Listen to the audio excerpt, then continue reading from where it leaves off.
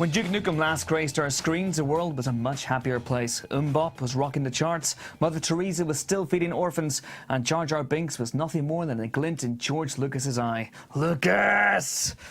Anyway, now the Duke is back, bathed in babes, bombast and bad taste. But with a development cycle longer than both world wars put together, has the wait been worth it? Let's find out. I calculated that 3D Realms had invested somewhere between 3,500 and 4,500 man-months of time over their time in developing the game. By the time that Gearbox ships Duke Nukem Forever, we'll have invested another 2,500 man-months.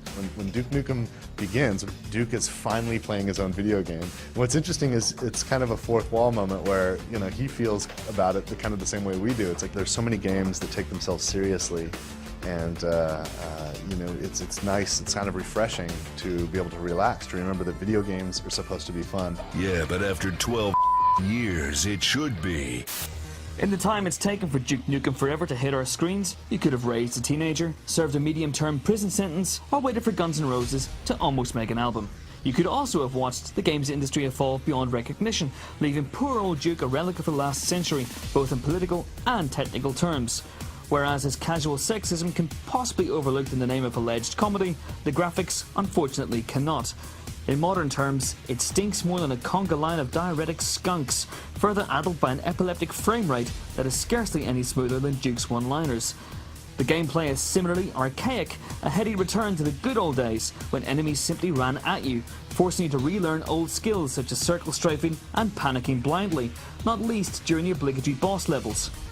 It's by no means easy, however, and unlike modern shooters, there's no omnipresent white dot to follow. You often have to work out what to do by using your mind, a concept that younger gamers may find bewildering.